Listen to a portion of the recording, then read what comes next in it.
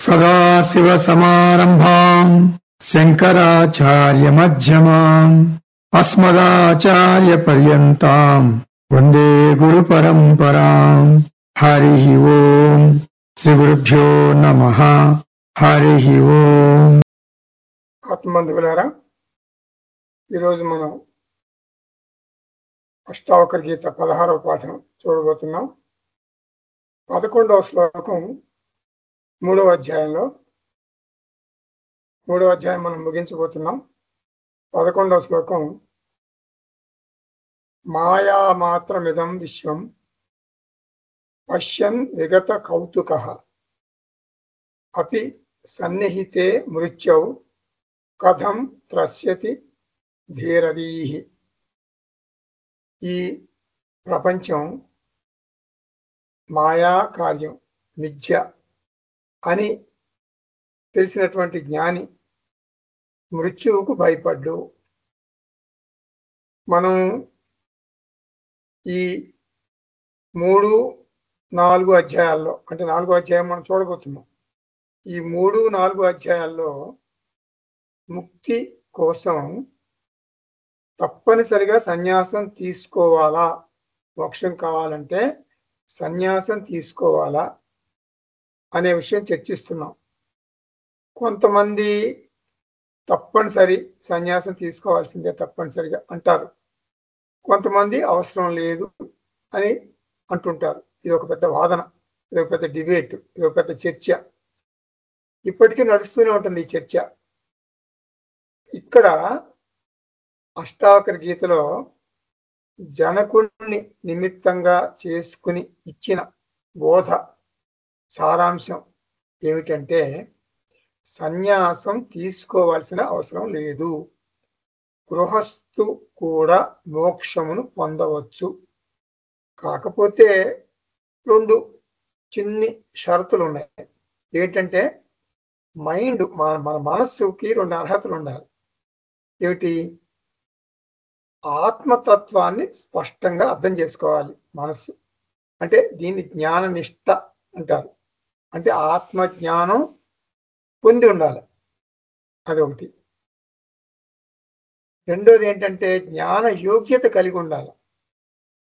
వేదాంత శ్రవణ మనన నిధిధ్యాసనం ద్వారా జ్ఞాననిష్ట పొందొచ్చు, అది ఒకటి ఫస్ట్ పాయింట్. రెండోది ఏంటంటే, జ్ఞాన యోగ్యత కూడా ఈ మనసుకి ఉండాలి, అర్హత. సాధన చతుష్టయ సంపత్తి. అటువంటి చిత్తశుద్ధి ఉన్న బుద్ధిలోనే ఆత్మజ్ఞానం నిలుస్తుంది. 2 షరతులు, జ్ఞాననిష్ట ఉండాలా, జ్ఞాన యోగ్యత ఉండాలా. ఈ రెండు ఉంటే ఏ ఆశ్రమైనా పర్వాలా. ఇప్పుడు ఒకవేళ ఆత్మజ్ఞానం పొందినా కూడా జ్ఞాన యోగ్యత లేని మనసులో ఉంటే అది నిలకడగా ఉండదు. కాబట్టి జ్ఞానం ఉండాలి, అంటే జ్ఞానం అంటే జ్ఞాననిష్ట ఉండాలి, జ్ఞాన యోగ్యత ఉండాలి, 2 ఉండాలి. సాధన చతుష్టయ సంపత్తి అంటే తెలుసు కదా, వివేకము, వైరాగ్యము, ముముక్షుత్వము, క్షమాది షట్క సంపత్తి. ఈ జ్ఞానము, జ్ఞాన యోగ్యత ఉంటే ముక్తి వస్తుంది. అటువంటి వ్యక్తి బ్రహ్మచర్య ఆశ్రమంలో ఉన్న, గృహస్థ ఆశ్రమంలో ఉన్న, వానప్రస్థ ఆశ్రమంలో ఉన్న, లేక సన్యాసాశ్రమంలో ఉన్న, ఏ ఆశ్రమంలో ఉన్నా సరే ఇబ్బంది ఏం లేదు. ప్రతి ఆశ్రమంలోనూ మంచి ఉంటుంది, చెడు ఉంటుంది. లోపం లేని సమగ్రమైన ఆశ్రమం అంటూ ఏదీ లేదు. కాబట్టి ముఖ్యమైన అంశం ఏమిటంటే, జ్ఞాన యోగ్యత, జ్ఞానం. ఆశ్రమం కాదు ముఖ్యం. కాబట్టి ఈ 2 అధ్యాయాల యొక్క 3, 4 సారాంశం ఇదేనని చెప్పొచ్చు. ఇప్పుడు ఈ చర్చలో భాగంగా అష్టావకర మహర్షి ఆత్మజ్ఞానము పొందటానికి సన్యాస ఆశ్రమము తప్పనిసరిగా కావాలి అని వాదిస్తున్నారు. ఆ తర్వాత జనకుడు గురువు గారి అభిప్రాయానికి వ్యతిరేకంగా వాదిస్తాడు వచ్చే అధ్యాయం 4వ అధ్యాయంలో. నేను గృహస్థును, నాకు సంసారం లేదు, అయినా నేను ఆత్మజ్ఞానాన్ని పొందాను అని అంటాడు జనకుడు. నేనే ఒక ఉదాహరణ.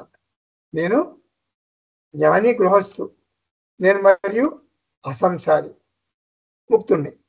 కాబట్టి ఈ రకంగా మనకి 4వ అధ్యాయంలో జనకుడు చెప్తాడు.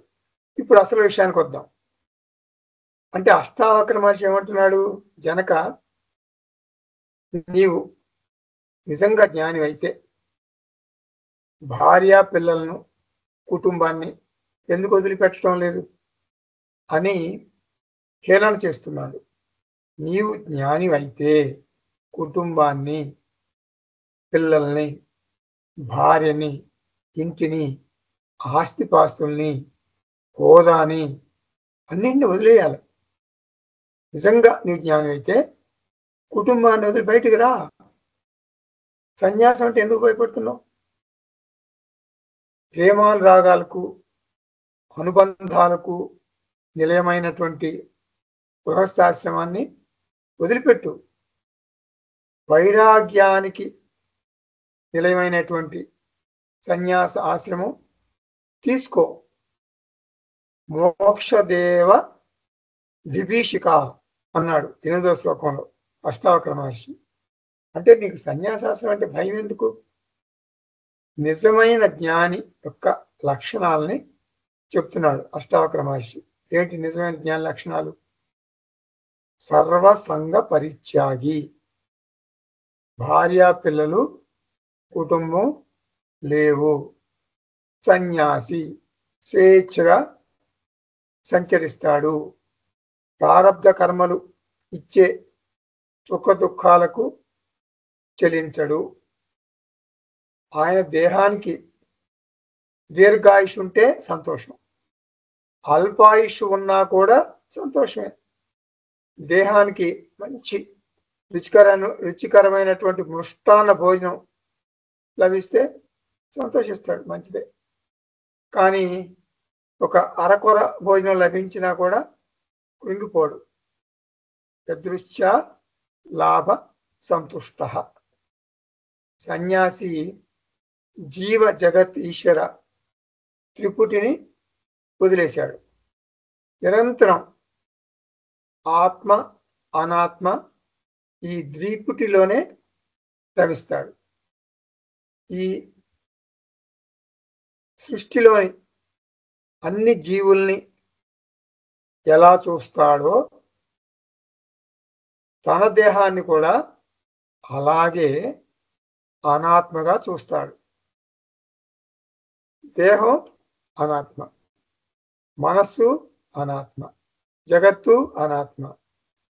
దేహం అనాత్మ, మనస్సు అనాత్మ, జగత్ అనాత్మ. ఈ దేహము, మనస్సు, జగత్తు వ్యవహారం నడుపుతాయి. అనేక రకాల అనుభవాలు ఎదురవుతాయి. వ్యవహారం ఎవరు నడుపుతున్నారు? దేహం, మనస్సు, జగత్తు, అనాత్మ. కానీ సన్యాసి స్థితి ఎలా ఉంటుంది? అసంగోహం అసంగోహం అసంగోహం పునః పునః. జ్ఞాని ఆత్మకే పరిమితమై ఉంటాడు.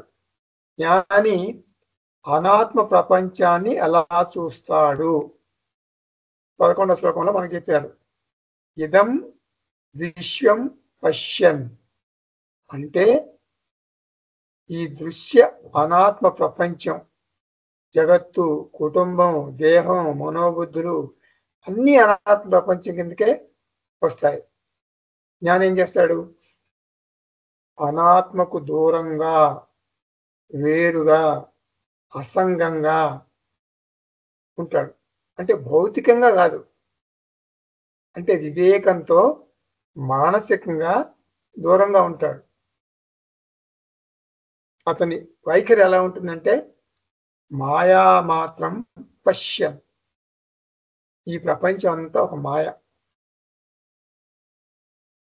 విభిన్న మనస్తత్వాలు, విభిన్న ప్రాధాన్యతలు కలిగినటువంటి అనేక రకాల మనుషులు ఉంటారు ఈ జగత్తులో. అంత భిన్నం. తల్లిదండ్రులకేమో పిల్లలు మంచిగా చదువుకోవాలా, విద్యాభ్యాసం చేయాలని ప్రాధాన్యత ఉంటుంది తల్లిదండ్రులకి.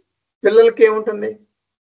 సినిమాలు చూడాలా, పిల్లలకి సినిమాల మీద ప్రాధాన్యత ఉంటుంది. దేహాలు వేరు, మనస్తత్వాలు వేరు, ప్రాధాన్యతలు వేరు, సంఘటనలు వేరు.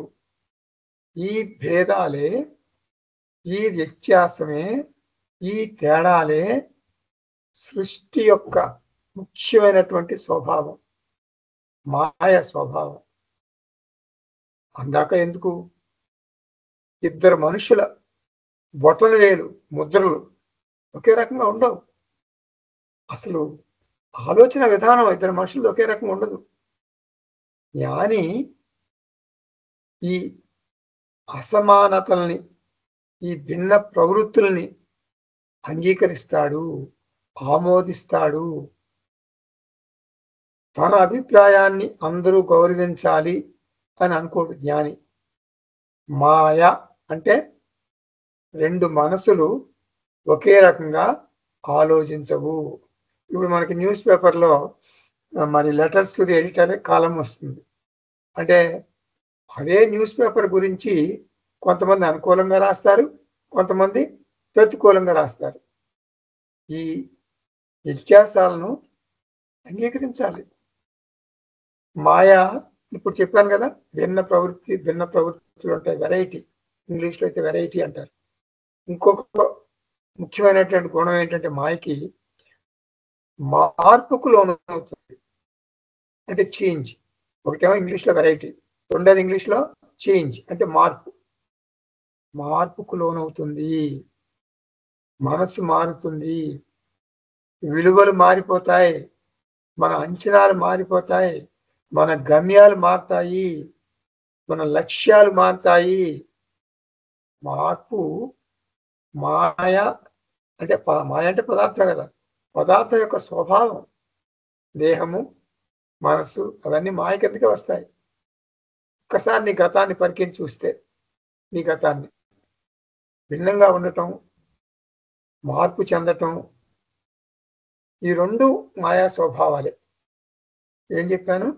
భిన్న ప్రవృత్తి, మార్పు, ఈ రెండు చెప్పాను. ఇంకా మూడవ గుణం ఏంటంటే మాయకి మూడవ గుణం ఏమిటది? మాయకి మిస్టరీ అంటారు ఇంగ్లీష్లో. మిస్టరీ అంటే ఏంటంటే అది మనకు అర్థం కాదు, అదొక వింత, అదొక ఇంద్రజాలం అనుకోండి. అంటే మాయ స్వభావం కూడా అనూహ్యం. ఈ సృష్టి, ఈ మనుషులు, ఈ సంఘటనలు ఇంద్రజాలాన్ని మరిపిస్తాయి, మన బుద్ధికి అర్థం కాదు. ఇంద్రజాలం అంటే ప్రశ్నల పరంపర కదులుతుంది మన మనసులో. ఎంత గందరగోళం, ఎంత అయోమయం. అంటే అయోమయానికి గురవుతుంది మనసు. అతను ఎందుకు అట్లా ప్రవర్తించాడు, అతను ఎందుకు అట్లా ప్రవర్తించాడు, నేనేం చేశాను అతనికి, ఎంత మంచి చేశాను అతనికి? జవాబు లేదు. మనుష్యుల ప్రవర్తన, సృష్టిలోని సంఘటనలు మనకు అర్థం కావు. సమాధానం లేని ప్రశ్నలే ఉంటాయి. కాబట్టి మాయ అంటే శాశ్వతమైన ప్రశ్నపత్రం అంటారు. ఎవరు? విద్యారణ్య మహర్షి. ఎక్కడ? పంచదశిలో. ఏమంటారు? మాయ అంటే ప్రశ్న అంటారు విద్యారణ్య. అంటే మాయ అంటే ఏమిటి అని పరిశోధన చేస్తే, అంటే సమగ్రంగా పరిశీలన చేస్తే మనసంతా అశాంతికి, అయోమయానికి గురవుతుంది. ఇది మాయ యొక్క స్వభావం. జ్ఞాని మాయా చేష్టితములను ఉన్నవి ఉన్నట్లుగా అంగీకరిస్తాడు, ప్రశ్నలు అడగడు. విగత కౌతుక అంటే ఏమిటి? కౌతుక అంటే నిరంతరం పరిశోధన చేయటం, బాగా ఆసక్తిగా ఉండటం. ఇది కౌతుక అంటే. విగత కౌతుక అంటే ఏంటి? ఆసక్తి లేకపోవటం. అంటే జ్ఞానికి ఆసక్తి ఉండదు. అతనికి తెలుసు జ్ఞానికి ఎంత లోతుగా ఆలోచించినా జవాబు లేని ప్రశ్నలే మిగులుతాయి. జ్ఞానికి ఒక విషయం స్పష్టంగా తెలుసు, ఈ మాయా సంఘటనలు సాక్షిగా వీక్షిస్తే చక్కటి వినోదం కలుగుతుంది.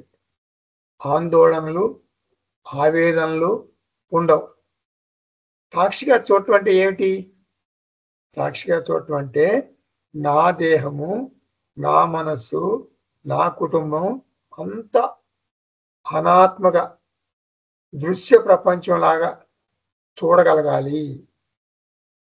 సాక్షి చైతన్యంగా ఒక పక్కన నిలబడి ఒక మ్యాజిక్ షోను చూసినట్లు చూడాలి.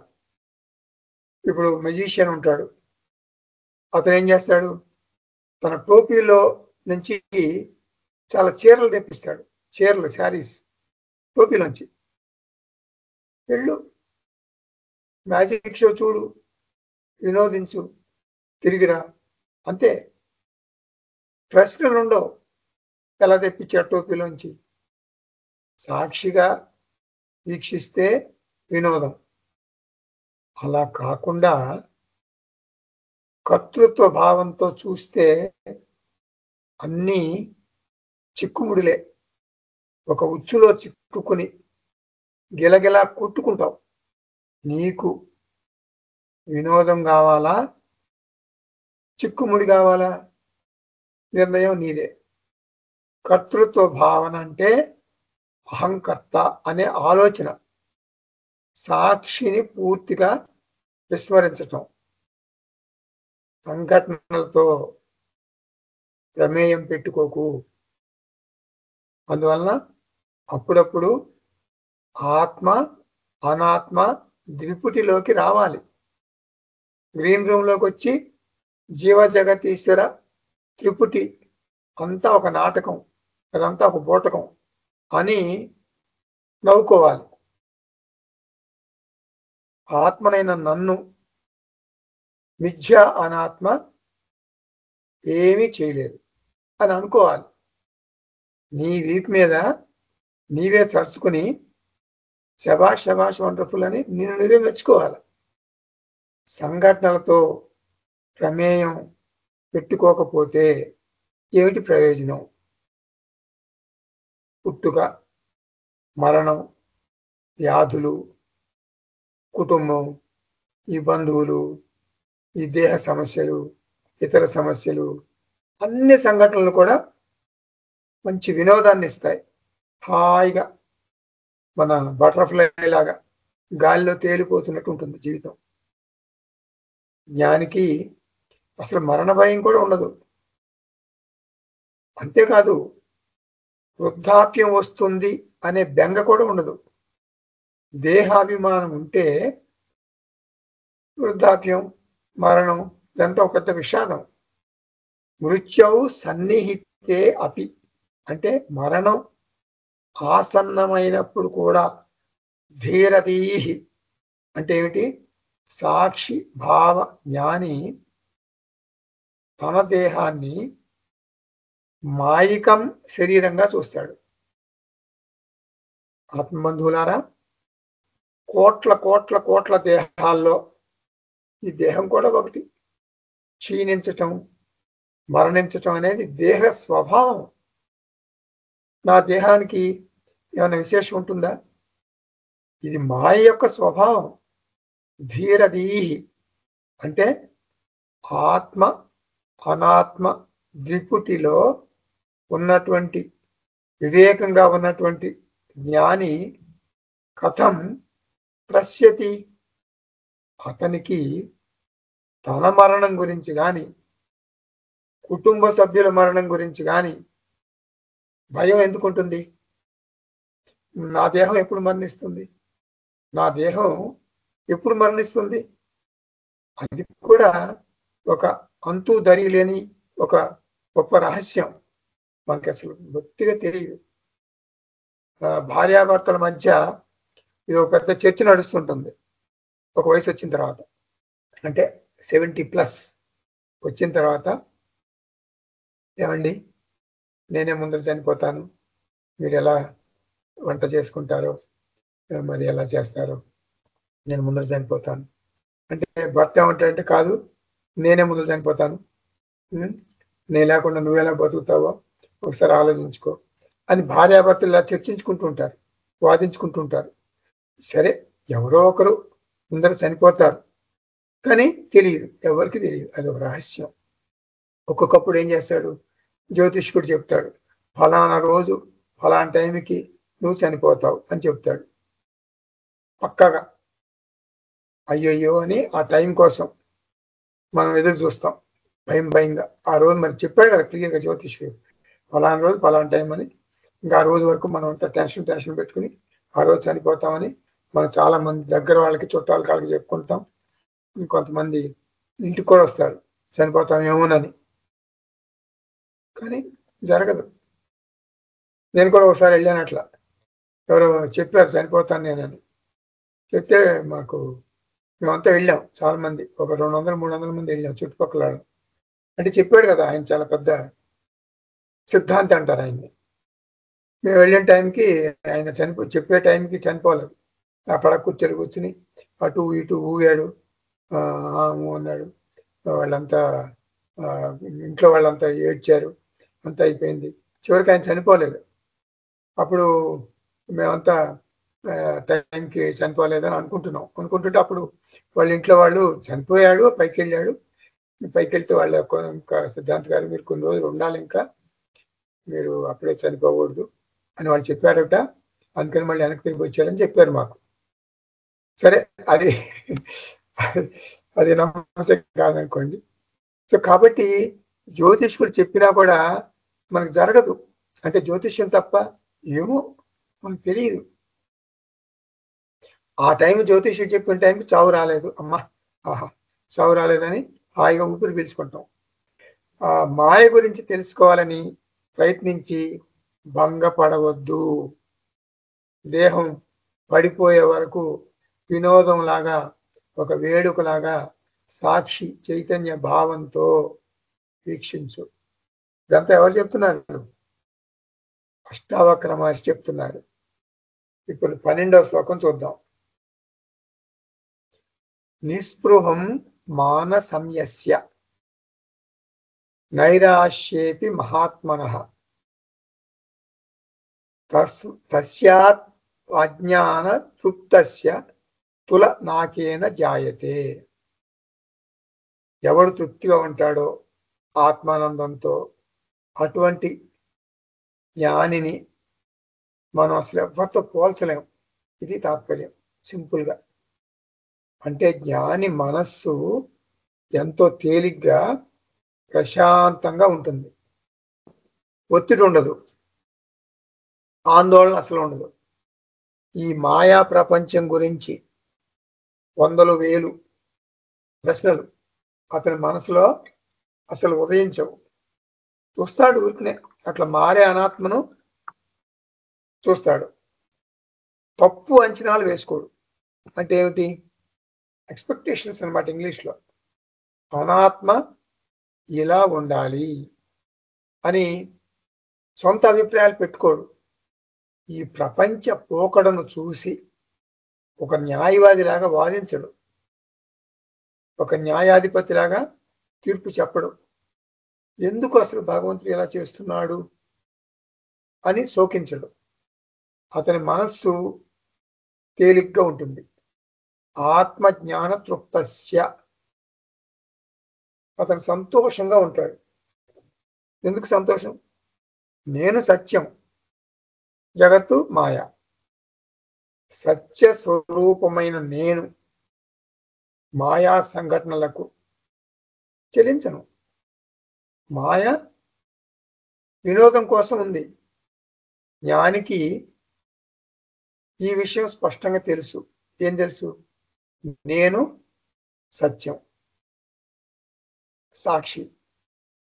ప్రపంచం అంటే నా దేహం, మనసు, కుటుంబం అన్నీ కలిసి మాయ. అంటే మాయని ఒక టీవీ సీరియల్ లాగా, టీవీ సీరియల్లో ఎన్నో వేల ఎపిసోడ్లు ఉంటాయి. చూడు, ఆనందించు. మాయా సంఘటనల్లో పాలు పంచుకోకూడదు. భగవద్గీతలో శ్రీకృష్ణ పరమాత్మ ఏం చెప్పాడు? ఈ 2వ అధ్యాయంలో 16వ శ్లోకం చాలా ఇంపార్టెంట్ శ్లోకం ఇది. నాసతో విద్యతే భావః నాభావో విద్యతే సతః ఉభయోరపి దృష్టోంతః త్వనయో తత్వదర్శిభిః. అసత్తుకి ఉనికి లేదు, సత్తుకి లేమి లేదు. ఈ రెండింటి యొక్క వాస్తవ స్వరూపం తత్వజ్ఞాని మాత్రమే తెలుసుకుంటాడు. అంటే రెండే, సత్యము మిథ్య, ఈ రెండే తెలియాలి మనకి. అహం సత్యం, జగత్తు మిథ్య, అంతే. మహాత్మనః, మహాత్మ అంటే ఎవరు? పరమాత్మ అంటే ఎవరు? బ్రహ్మ. అహం బ్రహ్మ అస్మి, ఎరిగినవాడు, అది తెలిసినవాడు. మానసం నిస్పృహం అంటే అతను వ్యక్తుల నుండి స్థిరమైన అంచనాలు పెట్టుకోడు. అతనికి మరి ప్రాధాన్యతలు ఉంటాయా అంటే ఉంటాయి, కానీ బలహీనమైనటువంటి ప్రాధాన్యతలు ఉంటాయి. మళ్ళీ చెబుతున్నా, బలహీనమైన ప్రాధాన్యతలు ఉంటాయి. అవసరాలు తీరితే సంతోషిస్తాడు, అతని అవసరాలు తీరకపోతే బాధపడ్డు. నిస్పృహ అంటే దృఢమైన కోరికల నుండి స్వేచ్ఛ. కాఫీ ఇస్తే మంచిది, తీసుకోండి అంటే తాగుతాడు. కాఫీ లేదు బాబు అన్నాం అనుకోండి, కొన్ని పాలు ఉన్నాయా అండి అంటాడు.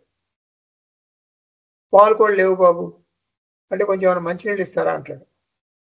మంచినీళ్ళు కూడా లేవు, మంచినీళ్ళు కూడా లేవు బాబు అంటాం అనుకోండి, మంచిదండి, సంతోషం అని వెనక్కి తిరుగుతాడు. మోక్షం గురించి కూడా అతనికి కోరిక ఉండదు. ఎందుకంటే ఇంతవరకు మోక్షమును తన లక్ష్యంగా, తన గమ్యంగా పెట్టుకున్నాడు. కానీ ఇప్పుడు జ్ఞానికి మోక్షం కావాలి అనే కోరిక కూడా లేదు. ఎందుకు లేదు?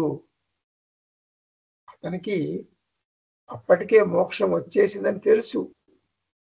నిత్యముక్త, అహం నిత్యముక్త అని తెలుసు.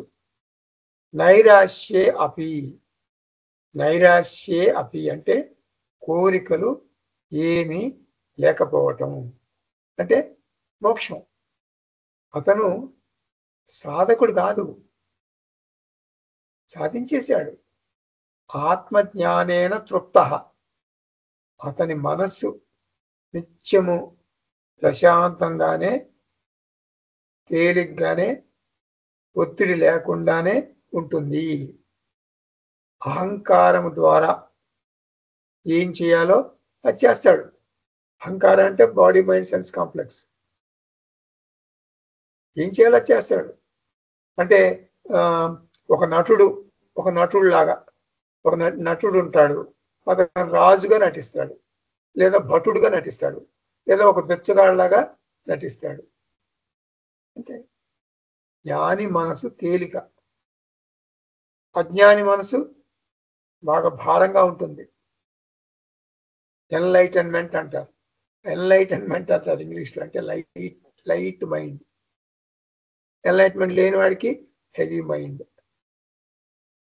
తులనాకేన జాయతే, ఆ మనసుకు సాటి మరొకటి లేదు. అంటే సంసారి యొక్క మనసుతో పోల్చలేము. అంటే జ్ఞాని మనస్సును సంసారి యొక్క మనసుతో పోల్చలేము. తులన అంటే పోలిక. కేన జాయతే అంటే పోల్చలేము, దానికి అదే సాటి. 13వ శ్లోకం చూద్దాం. స్వభావాదేవ జ్ఞానానః దృశ్యమే తన్న కించన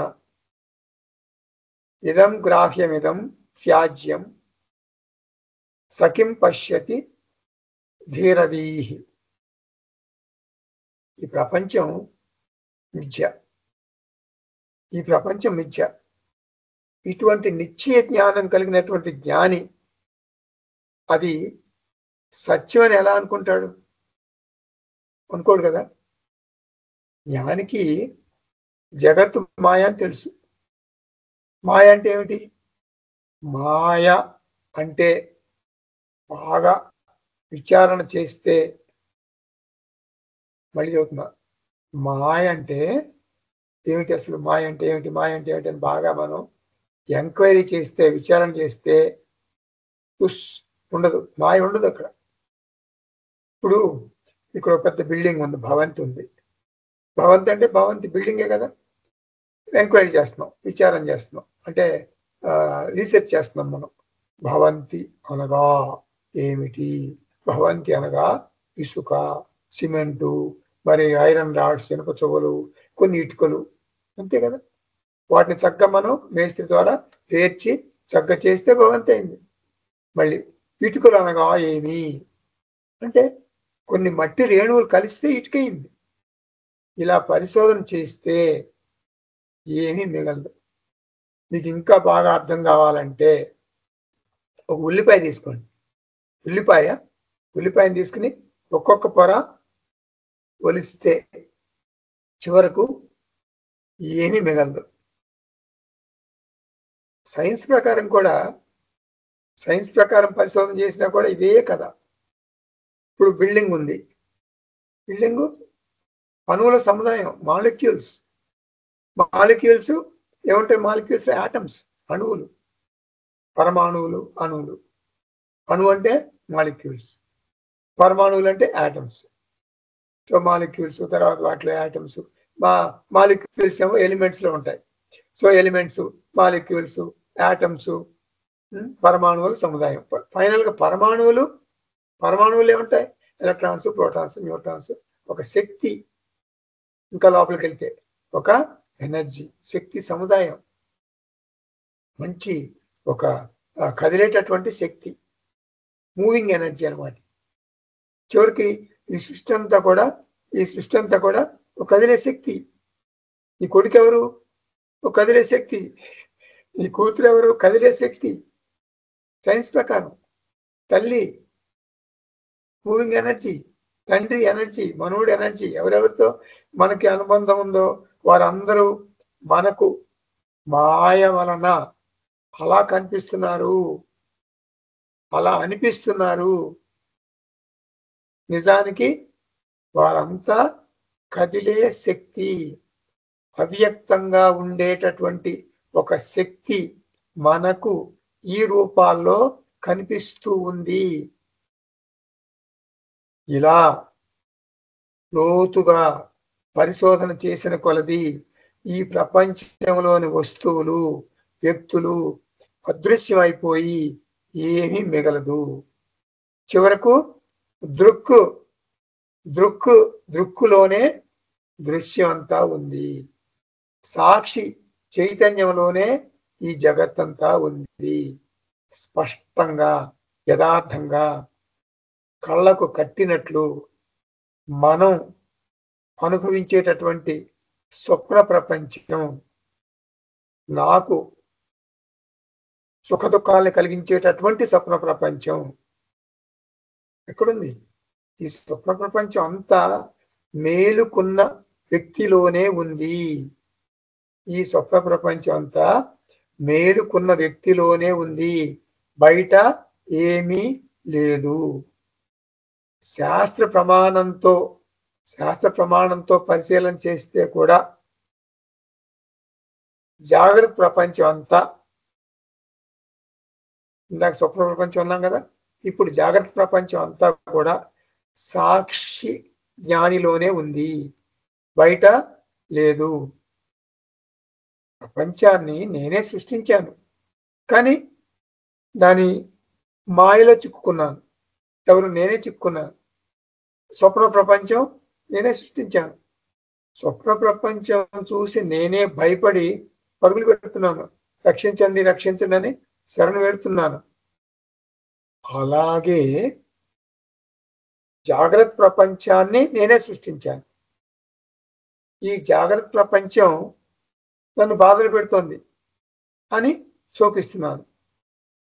ఆది శంకరాచార్య అంటారు, మత్తో నాణ్యత్ కించిత్ అత్ర అస్తి విశ్వం సత్యం బాహ్యం వస్తు మాయోపక్లుప్తం ఆదర్శాంతర భాస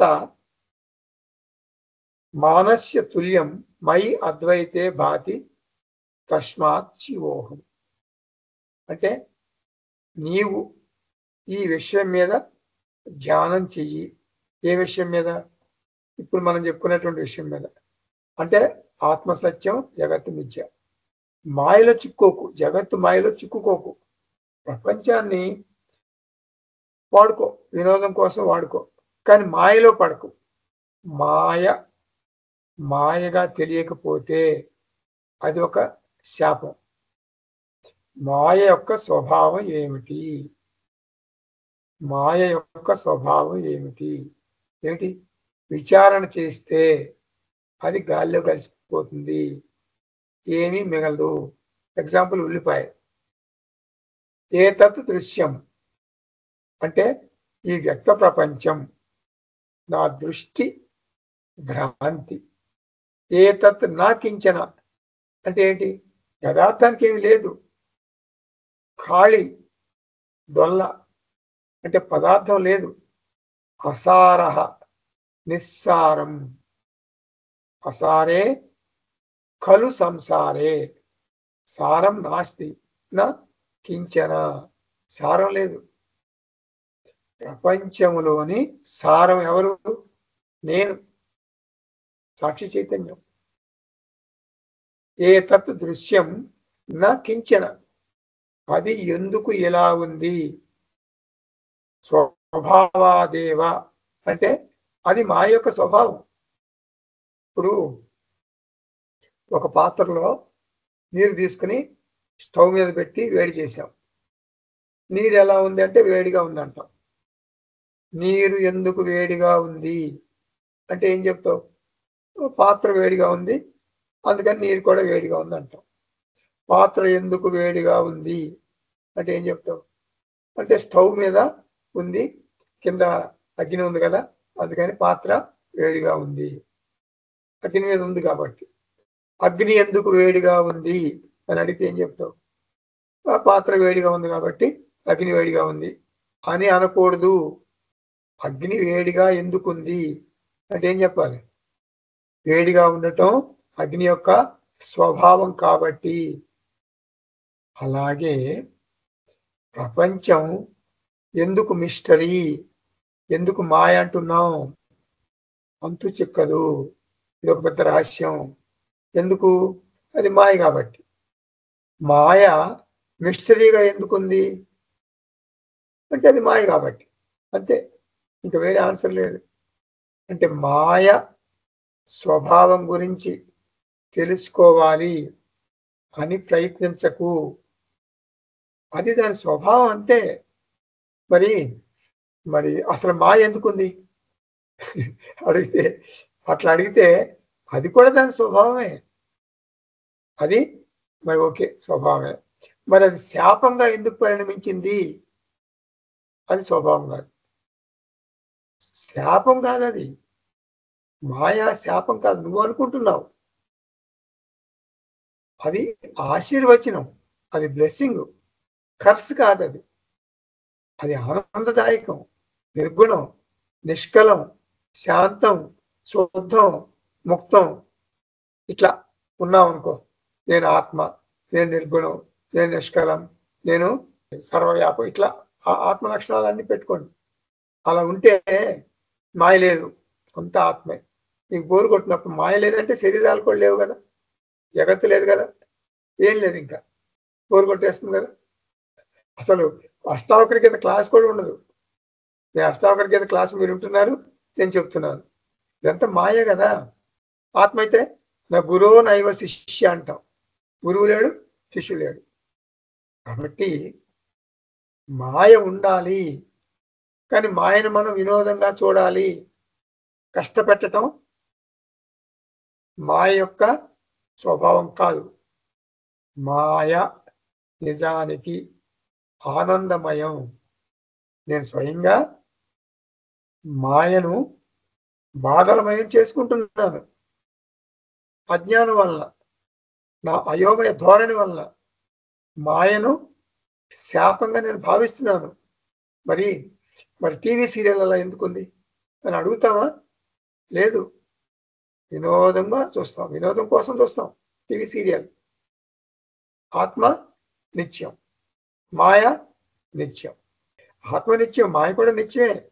ఆత్మ సత్యం అంటే రియల్, మాయ సత్యం కాదు. ఆత్మ సత్యం, మాయ మిథ్య, అన్రియల్. ఆత్మ సత్యం రియల్, మాయ మిథ్య అన్రియల్ అసత్యం. ఈ రెండు మన రైలు పట్టాలాగా సమాంతరంగా నడుస్తాయి.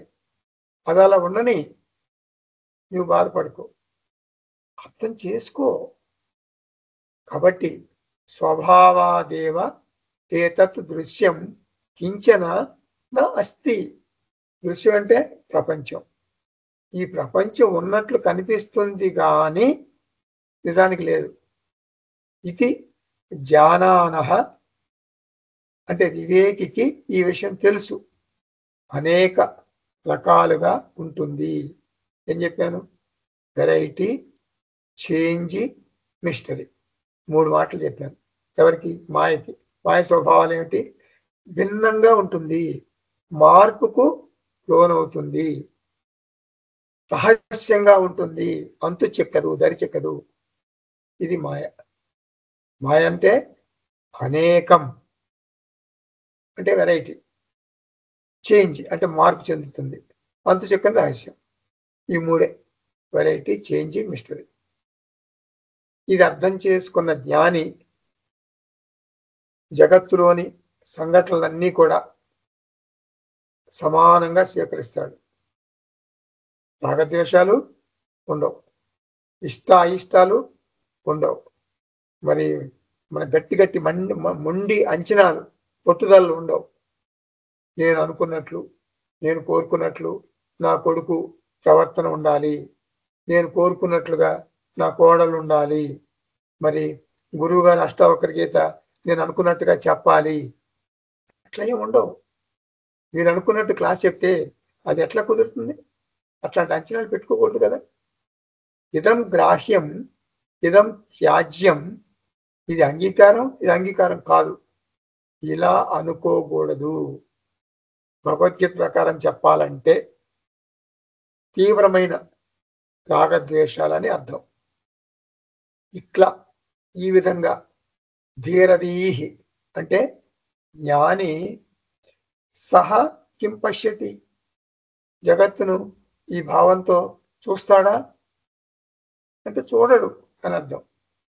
దైనందిన జీవితంలో ఒక రోజులో ఎన్నో చేదు అనుభవాలు ఉండవచ్చు, ఎన్నో తీపి అనుభవాలు ఉండవచ్చు. అతను అయినా కూడా, అతనంటే జ్ఞాని, మిథ్యగానే స్వీకరిస్తాడు. నేను బాగున్నాను, నీవు బాగున్నావు, అంతా బాగానే ఉంది, నో కాన్ఫ్లిక్ట్, ఏం వివాదం ఏం లేదు అనుకుంటాడు. 14వ శ్లోకం చూద్దామా? అంతస్త్యక్త కషాయస్య నిర్ద్వంద్వస్య నిరాశిషః యదృచ్ఛయా గతో భోగః న దుఃఖాయ న తుష్టయే. అంతఃకరణం నుండి అంటే లోపల నుంచి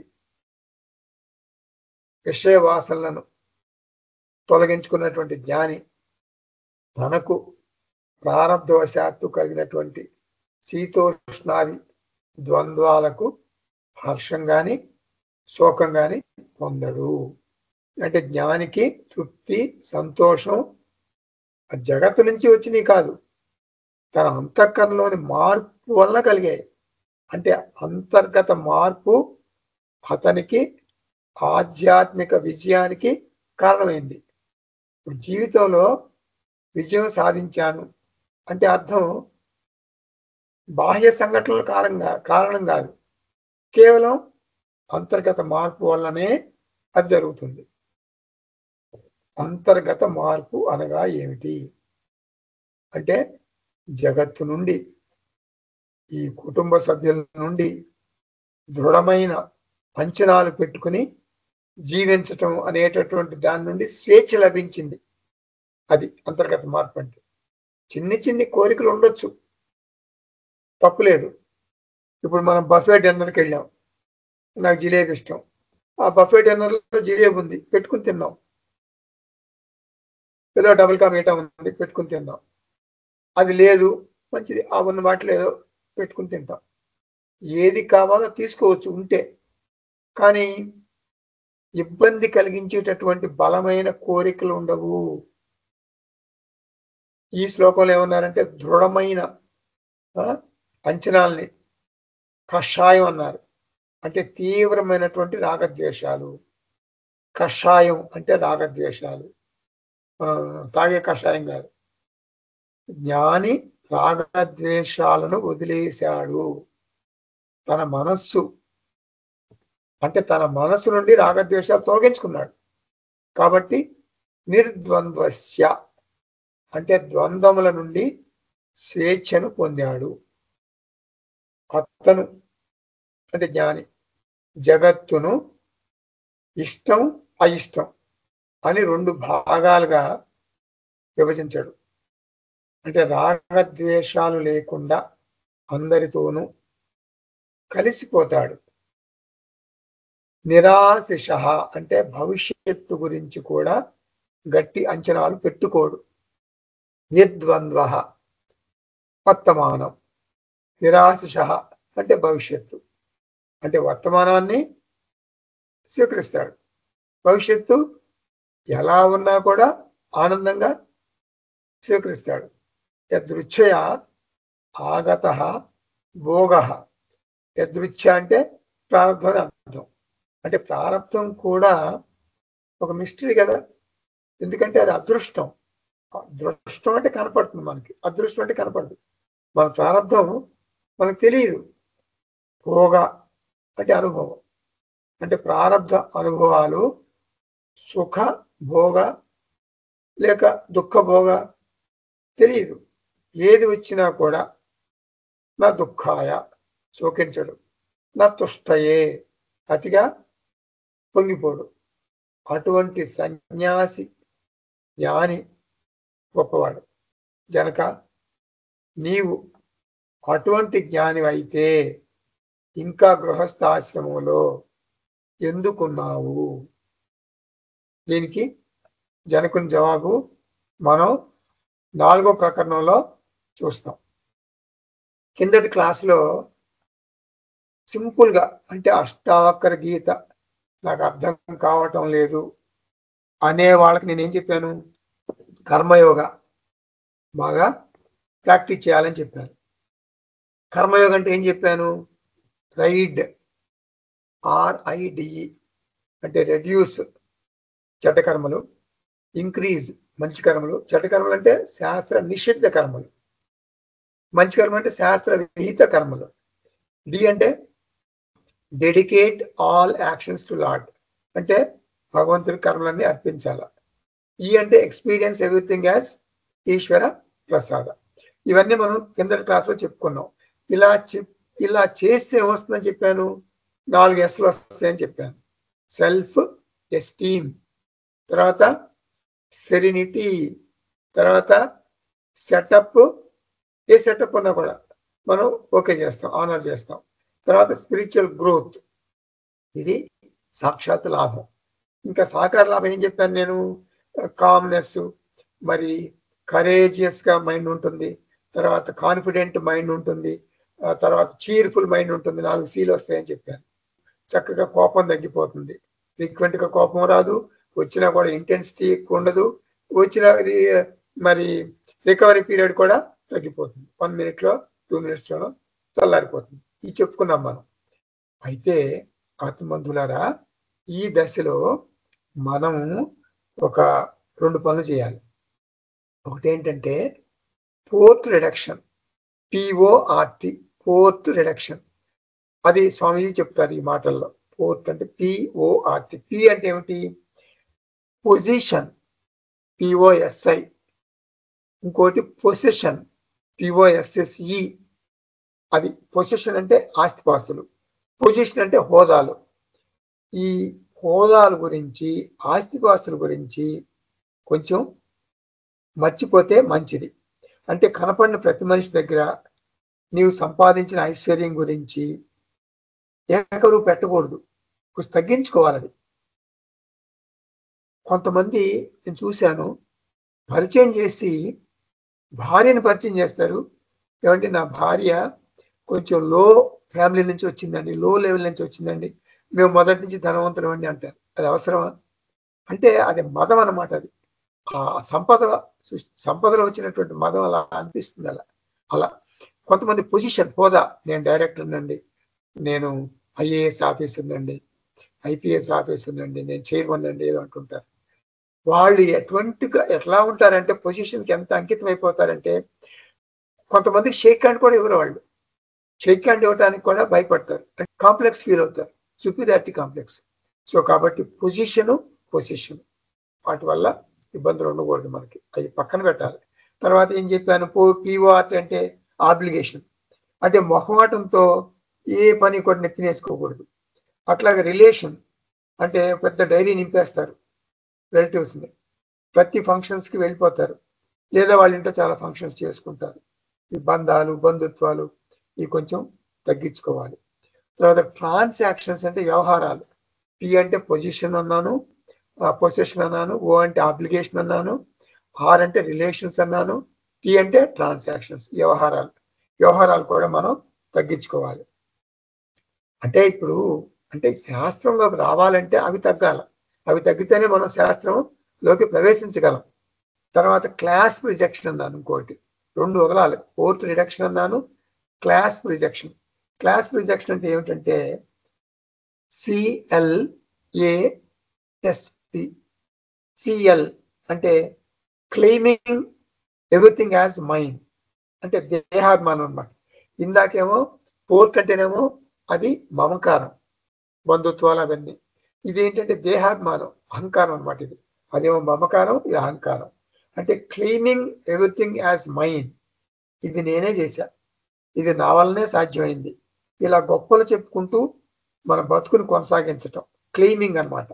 తర్వాత సిఎల్ అంటే క్లెయిమింగ్, ఏ అంటే యాంగ్జైటీ,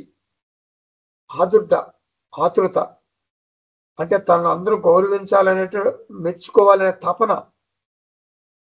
అయిపోయింది కదా, సిఎల్ఏ అయిపోయింది. ఎస్పి అంటే స్పెషల్ పూజలు చేస్తాడు అనమాట, దానికి స్పెషల్గా పూజలు చేస్తాడు. ఎందుకు స్పెషల్ పూజ చేస్తాడు? ముడుపులు కడతాడు, అంటే తన వ్యక్తిత్వాన్ని తనే ఆరాధిస్తాడు. అంటే సమాజంలో తనకు గౌరవమైనటువంటి పదవులు దక్కాలని స్పెషల్ పూజలు చేస్తాడు. అంటే జీవ జగత్ ఈశ్వర త్రిపుటిలో కొంతకాలం ఉంటాడు దాసభావంతో, ఒక జీవుడుగా. ఈ జగత్తు నన్ను బాధిస్తుంది అని స్వామి అయినటువంటి ఈశ్వరుడికి మొరబెట్టుకుంటాడు. ఇక్కడ నీ జీవితంలో అంటే ఇలా చేస్తే, ఫోర్త్ రిడక్షన్, క్లాస్ రిజెక్షన్ చేస్తే నీ జీవితం ఒక మలుపు తిరుగుతుంది.